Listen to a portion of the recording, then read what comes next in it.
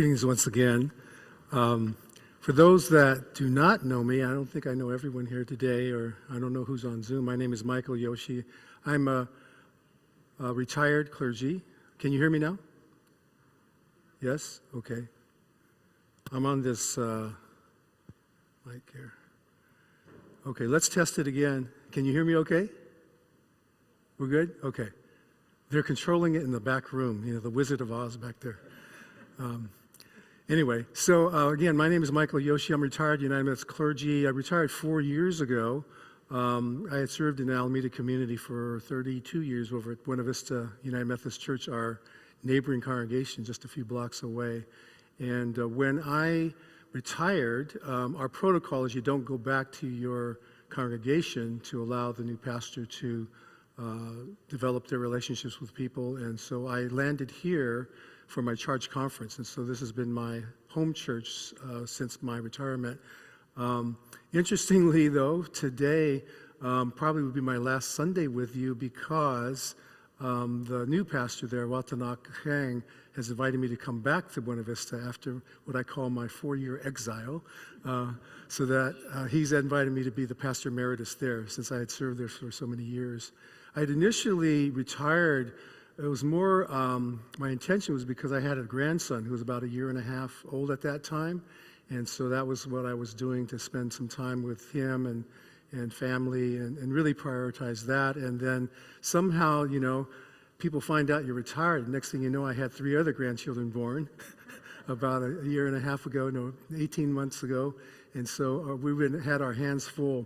But I've also had my hands full also after about 6 months of retirement of coming back to a ministry that we had started in Buena Vista, and that Twin Towers has been involved in as well, called Friends of Wadi Fukien. And I think after about a 6 or 8 month hiatus, I came back to co-chair, and it's been full of activity. How many of you know about the partnership, Friends of Wadi Fukien? Okay, about half of you, and some of you don't. So what I wanted to do today, and I asked Pastor Jay Cook if I could, to share some reflections on that ministry, because I'm going to be preaching both at Embrace after this service and for your congregation as well, to share some reflections in the framework of what I call faith, hope, and love. And as Mike said, this scripture probably more so through weddings, right? It's a very popular text for people who are getting married. And in a way, I thought it was appropriate because for us, our partnership with the village of Wadi Fukien has been like a marriage. We entered into a commitment together 15 years ago, and we've been through ups and downs in that marriage, so to speak, but I believe it's been faith, hope, and love that have helped sustain us along the way. And then I was preparing for today, I was cognizant of the fact that this congregation is also engaging in a possible marriage with another congregation, Embrace, that I'm going to speak to later today. And I thought this is a great theme for you to think about also what these principles might mean for you in terms of a possible partnership or a new congregational marriage as you look ahead, as well to think about how do the principles of faith, hope, and love enter into your own lives personally, with your own family members, with groups that you're involved in ministries or friendships and so forth. How do the principles of faith, hope, and love apply to your life and in your own ministry as well? And so it's through the lens of our partnership that I want to reflect on these themes today. So will you join me in prayer as I begin my message? Gracious God, may the presence of your Holy Spirit be with us here as we gather on this day. Be with each and every one of us in our own particular lives, both here in person and those on Zoom.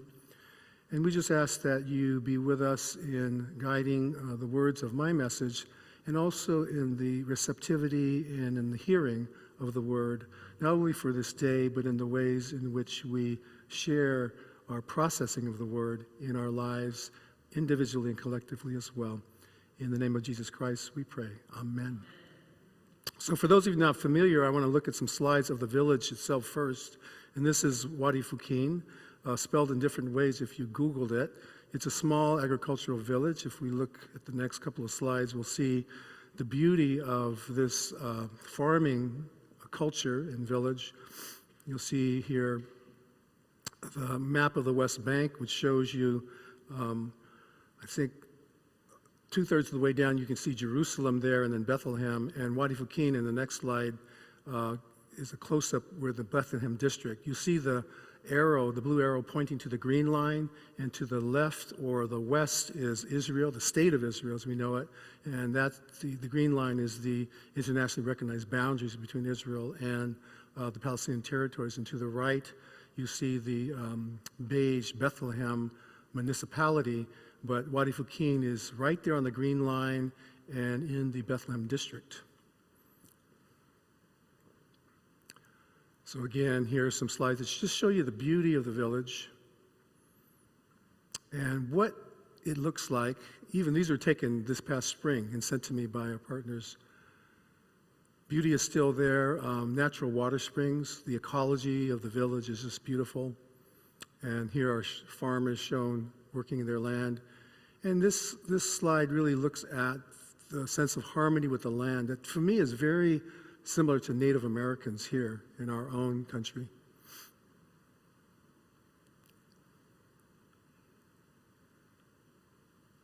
People have a really strong attachment to the land, and you can see here produce that is really widely known in the Bethlehem district and sold in the Bethlehem marketplaces on good days. Children in their own schools.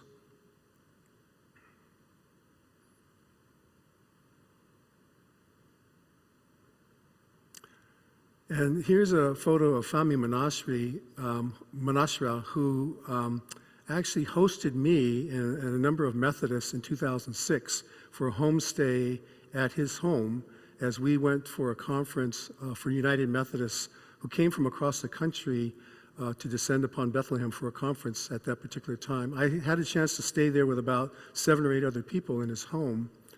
And if we go to the next slide, a friend of mine who was on that trip is a Native American. Her name is Ann Marshall. She's widely known in the Methodist Church as a Native American leader. And we had a conversation a few weeks ago about reminiscing about our time together in Wadi Fukin. And she wrote this to me to share with others. In 2006, I had the opportunity to spend time with families in Wadi Fukin. I believe I stepped into a Garden of Eden. It was clear, pure, and you had a true sense of God's presence. We were in fellowship, and a kinship was formed so much that upon leaving, we were reminded by Fami, don't forget us. In a brief moment, there was a gentle breeze, slight mist in the air, and the stars appeared closer and brighter. It was as if God said, here I am, with and for you. Be still and know that I am God. In this moment of reflection, there is a struggle in all of God's creation where there is peace and beauty, yet there is still unrest. Wadi Fukin is in the middle of settlements on one side and a security wall on the other. Lord, in your mercy. So, speaking about faith, this next slide comes from Hebrews 11. I think is very familiar to most of you, where the writer says, now faith is the assurance of things hoped for, the convictions of things not seen. Indeed, by our faith, our ancestors received approval. By faith, we understand that the worlds were prepared by the word of God so that what is seen was made from things that are not visible. Faith is all about taking a leap into the future that we don't know what will look like. We never know, particularly in ministry, in our personal lives, and in collective ministry as a congregation, we can enter into something with intention, but we just don't know what's going to happen as we move forward. And as we talked about marriages too, I mean, marriages have a vision of where you're going to go, but you never know what kind of things are going to happen as you're a couple together. But anyway, as I begin with our reflections on faith in our partnership, it's really in that vein that we entered a partnership that we really didn't know what we were doing. It's hard to admit that. You don't know what you're doing, but you know you have an intention about what you're doing. And our partnership started with a spiritual experience that someone had. And I want to show you some slides here that emanated from the Church of Nativity in Bethlehem. How many of you have been to the Church of Nativity? Just a couple of you. Well, this is the Church of Nativity here, the location of the place that the people believe where Jesus was born. And so it's one of the main attractions for Christian pilgrims to go to the region. And in the Church of Nativity, you'll see here the worship space, and then the next slide shows you something called the grotto. The grotto is the place where it's believed that Jesus was born, and people will line up when they come to visit Bethlehem like this to touch the grotto, to kneel down and to pray. And it happened, as we see the next slide, one of the members at Buena Vista, Jose Arcelana, went to the Church of Nativity. He knelt down to pray, and when he prayed, he had a vision come to him that we be involved in a ministry with Palestinians. We, meaning Buena Vista United Methodist Church. He was the chair of our Church and Society Committee at that particular time. And that was in 2007. We talked about it for the whole year, and even another year, 2008. You know how we are as Methodists. We have so many committees, right? And we go to so many different folks to talk about making decisions and so forth. But anyway, we ended up, in the next slide, showing Janet Lar-Lewis, who was then our liaison to Israel-Palestine, representing the Methodist Church through the General Board of Global Ministries. And we flew her out to California, to our congregation, to consult with her about what would it be to have a partnership with Palestinians, because she knew the situation so well.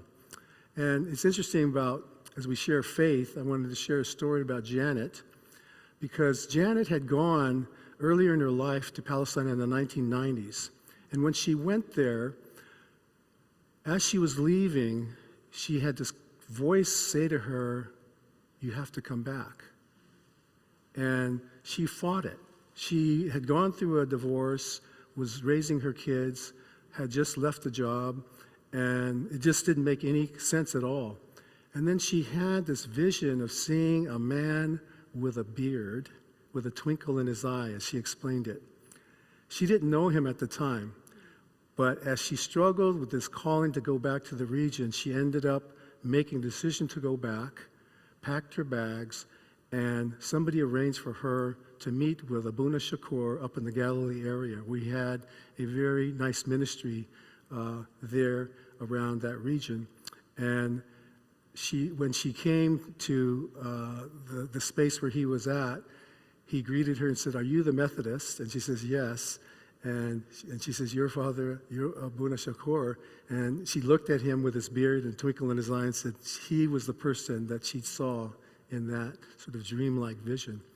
And then he told her, "I have a Methodist group coming into town. I have to go do something right now. They're coming in 30 minutes. I want you to give them a tour of my school." And so she was baptized by fire into the ministry with Abuna Shakur. So in that vein, we understood that Janet had a great deal of faith. And when she came to meet with us at Buena Vista in the spring of 2009, she told us, "I think I have the perfect village for you to partner with. It's called Wadi Fukin." And so it was by her suggestion that we agreed to enter into this partnership, this marriage, as you would call it, with the village of Wadi Fukin. And here shows a picture in August of 2009 where we launched the partnership with a small, very modest project to help raise, to support beehives for the cultivation of honey in the village. And you'll see there a papier-mâché beehive with, go back to the photo, Amy, and can you go back to the previous one? Yeah, I just wanted to show that origami beehive, and the papier-mâché beehive, and then the origami prayers. Those are origami bees that kids wrote prayers and sent them along with our first support to them. And it was really something for them to receive those prayers in the origami fashion.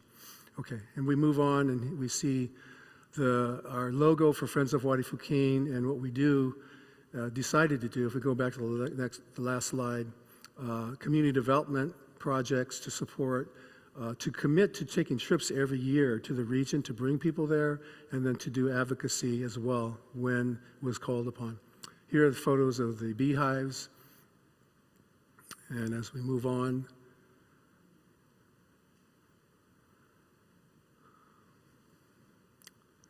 I want to stop on this photo. This is Sheikh Yusuf Manasra, who's a very influential person in the village. I'll share another slide later about his passing. But he was a very significant person for us in terms of faith and in terms of leadership in the village, and in the fact that they are a Muslim village and we're a Christian Methodist partnering with them. He gave us these prayer beads, I think in the next slide, and talked to us about what it means to be in partnership spiritually. That we, this is his saying, I think if the next slide shows what he would say, always pray and follow God's will, he would tell us. Don't be distracted by other things. He said, you know, in the world we live in, you can be distracted by so many things. So many things are going on every day, every week. But just follow God the best you can, and don't worry about whether what you do is big or small. If you do something big, great. If you do something small, that's okay too. And the well-known phrase, inshallah, God willing, is what we abide by. And that, I think, became a guidepost for us in terms of our faith, to follow God the best way we could. And as we go on to the next slide, you can see here that's Sheikh Yusuf Manasra standing from his home in his robe, facing the illegal settlement of Batar Elite, which takes land from the village of Wadi Fuqin. So those are some of the faith foundations. And as we speak about hope, what I like to also reflect on in this next slide is one of our friends that we made along the way, Reverend Michi Raheb, who used to be the pastor at the Christmas Lutheran Church in Bethlehem, always would tell us, hope is what we do. Don't talk about hope. Do something based on what your faith is calling you to do, because hope is what we do. We have to change the situation, and we have to manifest change through our intention of hope into doing good things. And the struggles that we've dealt with, the illegal settlement of Batar Elite that I mentioned just a minute ago, was started in 1985. And you see the picture in the lower corner in which they're just beginning the settlement expansion. This is illegal according to international law, I remind us all. And you see the settlement expanding. They now have about 60,000 residents compared to 1,500 of the villagers in Wadi Fuqin. And here were land confiscation orders posted in 2014 where the sign there talks about this is land for Judea Samaria, which is how Israel refers to the West Bank. They refer to it in biblical terms because they're invoking their notion of the right to take that land. And this was part of a 1,000-acre confiscation order in 2014 issued in the West Bank, and about a third of that land was in Wadi Fuqin. And we can see here how that resulted in bulldozers coming in and destroying fruit trees belonging to one farmer as they were accompanied by military presence.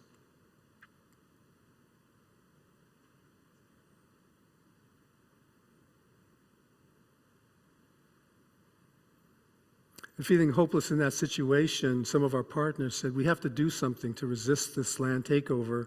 And so they came up with the idea of doing a soccer field with our support on land that was vulnerable to confiscation. And so they identified the land and began to hire local people to construct the field. And then they put up a sign to show our international partnership as United Methodists, so that this would be a deterrence for them to come in and to demolish this field. And to the fact that it's still standing today is part of our success in protecting that particular tract of land. And also giving kids there something normal to do, as we can say, normal. And Adam, who you know, many of you know, has talked about this being therapeutic for children there, to have some sense of normalcy in the face of an unnormal reality under occupation. We also worked with advocacy with our General Board of Church and Society. This is the building in Washington, D.C. that is our national office for the General Board of Church and Society, which is sort of the national corollary to local church committees on social justice or church and society committees. And in 2016, we had a second briefing. We had a first one in 2013, but we had a second one in 2016, which we brought Fahmy Manashra, Mayor Sokar from the village, Kifa Manashra, a university professor, and then our General Secretary of the General Board of Assurance Society, Susan Henry Crow, at that particular time for this briefing to talk about what was going on with land confiscation, why this must stop if there's going to be peace in the region. Here's a photo of our group that went that particular year, and folks from our steering committee, Julie Harris, Naomi Souther, Jean Hart, along with Janet, and then Kifa in the middle there. I don't know, Mike, if you were on this one, maybe not. Mike was on a previous one, though, that we had organized there. And so we've been dealing more recently with new land confiscation to construct an apartheid road through the village. And this is a yellow line you can see that goes parallel to the green line, but this would annex farmland from about 8 farmers and also would destroy up to 1,000 trees.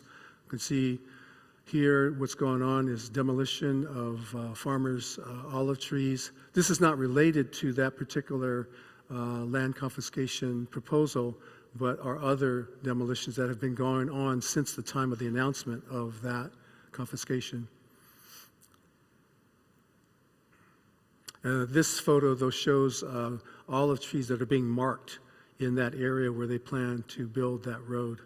In our advocacy work, we'll see in the next slide that we've been working with congressional members here locally with Congresswoman Barbara Lee, who's enlisted other congressional representatives to weigh in and oppose the taking of land for the building of such a road. And we've had more recent support from the Senator Peter Welch in Vermont, who's been very good with us to support us as well. So you may remember, for many of you who came to this dinner about over a year ago in August of 2023, Atta Manashra and his son Adam came and you hosted here at Twin Towers a fundraising dinner. This was to raise funds for a guest house that Adam had designed as an engineer. It was a really great dinner and a great event. And you see the next slide. Adam then went across the country through many of our contacts and other friendships that we've developed as well. This one particularly highlights Laguna Beach Presbyterian Church, so we went beyond the confines of our Methodist supporters, and then also at Iowa State University. And then October 7th hit. Adam had done a great job of reaching people across the country, raising significant amounts of money, but then was caught in limbo when October 7th happened because he couldn't go back. The village was on a lockdown, and he decided to stay here for the indefinite future. But here are some slides that show things that were going on since that time. Right after October 7th, the mayor of Batar Elite, of the settlement, was distributing arms to the settlers. They were told that they were building up for the war against the Palestinians, and this included here in this area of the Bethlehem district as well.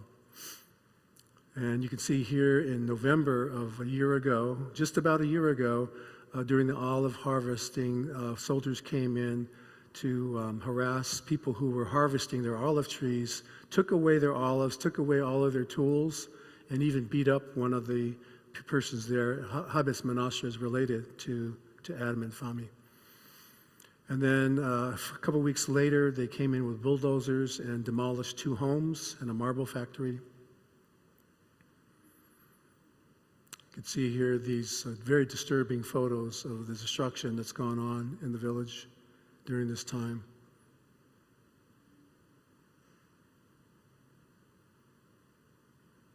Which really shows us the sense of what was going on in the West Bank, even as the situation in Gaza was exploding and people were being killed in Gaza over the course of several weeks at that particular time.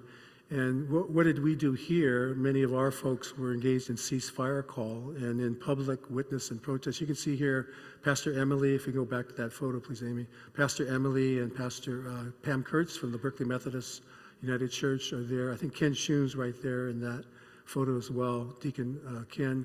organizing with other faith leaders in the Bay Area to call for a ceasefire, which has still been elusive. Even to this day, over a year after, and 45,000 plus deaths in Gaza and now in Lebanon as well, no ceasefire seems to be in reach. And here's a photo of Methodists who gathered together for a ceasefire walk across the Golden Gate Bridge. And then your church entered into and joined the ceasefire movement by hanging your banner out front. I was here on that day and really appreciated the leadership at that time under Pastor Akesa and lay members as well who were organizing that. And I think you are among congregations that have decided to do that. We've also been very aware of what's going on the ground in the village, and after we gave some support for emergency funds, we supported the establishment of a grocery store in the village. And I want to go back to that last slide because I want to point out that the woman there is Aziza Manastra. That's Atta Manasra's wife, who's directing the grocery store, organizing it. But it's also become like a community center because people come and hang out, they buy things, and gives them another sense of life in the midst of chaos.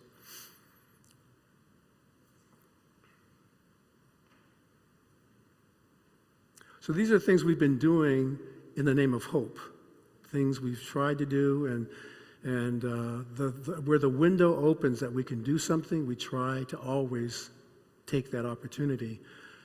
So faith is how we're grounded. Hope is what we do.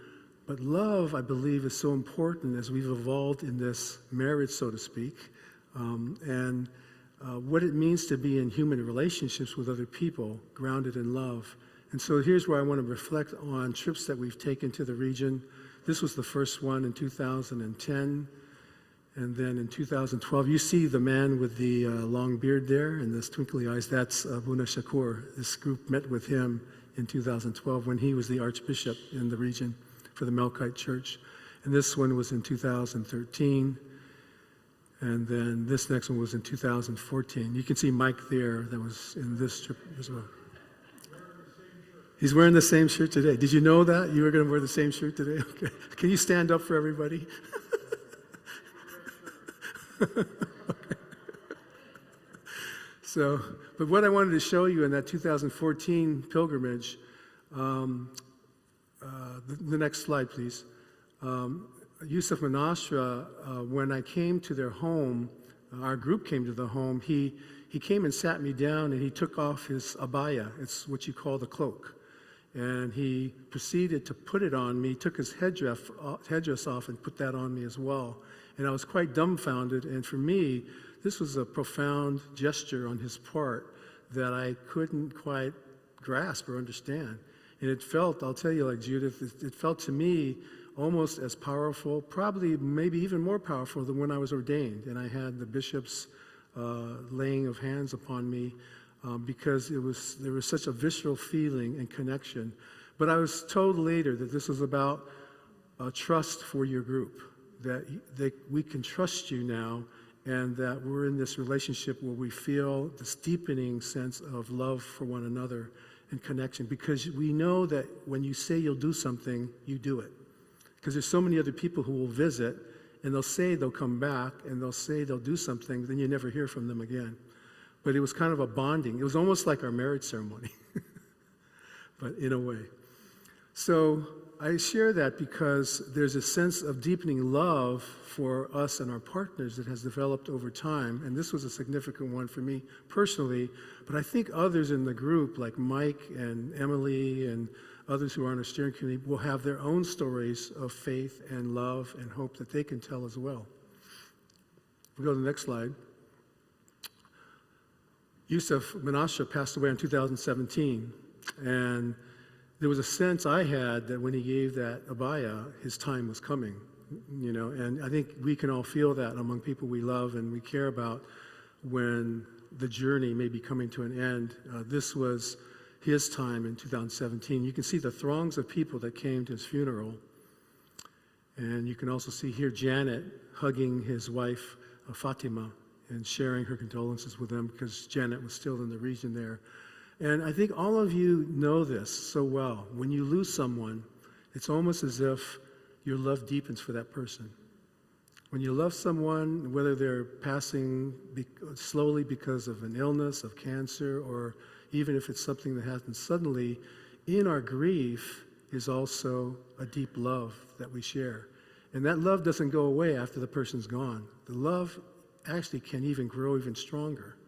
And I believe this is where we call upon the people who've gone before us. Sometimes we may refer to them as our ancestors, still are with us in ways that we share love beyond the physical boundaries of the world, but between the spirit world and the earth world, we feel that sense of love that continues to generate life for us in ways that might be totally unexpected.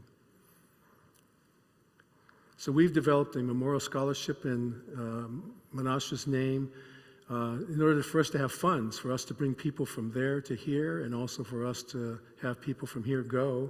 And your own Israel Quezon went on a trip about a year and a half ago, and we provided scholarships from this fund for that purpose. And here's that trip that was in April and May of last year. You see Israel there. The thing I want to point out about this photo, though, is that there's folks from different Methodist congregations. Sue Taranisha from Sacramento Methodist Church, Francis Fong from the Chinese Community Methodist Church, Ken and George from Lake Merritt, along with Sherry Ellenson, and who else is in there? Bob Johnson from the Asbury Livermore Church. And the next slide I want to show you is how I believe we're growing at this point in ways where we're building beloved community in other congregations that we've engaged, including Twin Towers, that are doing things to build community. And I refer to the notion of building beloved community as something that Dr. King used to talk about during the Civil Rights Movement. Of course they were against segregation. Of course they were against racism. But most of all, they were about building community together. It wasn't about hating white people, but it was about fighting against racism and building friendships and love among people to build a new world and build a new community. So I believe we've evolved in a way where we're trying to end the occupation, we're trying to end the discrimination against Palestinians, but most importantly, we're trying to build new community together. For us, as people here, with the people in the village, but wherever we are, building community together and helping dispel the myths of the stereotypes against the Palestinians. And one of the great things that's happened it was just not too long ago, the Asbury Methodist Church, through Bob's leadership there, and they formed a circle for the Friends of Wadi Fukin, organized a day of celebrating Palestinian culture. And they had Adam come. Here he is speaking to the assembled crowd here to talk about Palestinian culture. If we go back to Adam's slide, I want to just show one other thing. He did a photo display of the village of Wadi Fukin, and then the next slide, he's speaking to the larger crowd. And then in this next slide, we see Palestinian cuisine there. And they were both Lebanese and Palestinian folks who were serving the food. But here they are clapping and applauding after Adam has spoken. And this next slide, you see folks dancing dabki, the traditional Palestinian dance in the courtyard, and the next photos of the folks there assembled and gathered. And really building community, and you can't believe how joyful people were. And what Palestinians told Bob that day is they said, this was so great that your church hosted this.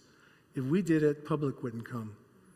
But because you did it, people would come out, and we were amazed that so many people were there to learn about who we are. And it was such a joyful feeling for them, yet in the midst of this crisis that continues to go on in the region, in Gaza, Lebanon, as well. So I want to close back again with this text that we read today. Love is patient, love is kind, love is not envious or boastful or arrogant or rude. It does not insist on its own way.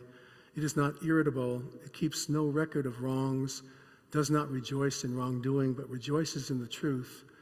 It bears all things, believes all things, hopes all things, endures all things. Love never ends. Faith, hope, and love remain, these three, but the greatest of these is love. I believe the work we embarked upon 15 years ago has been rooted in faith. It's been grounded in doing things for the sake of hope, but we've evolved in a deepening sense of love.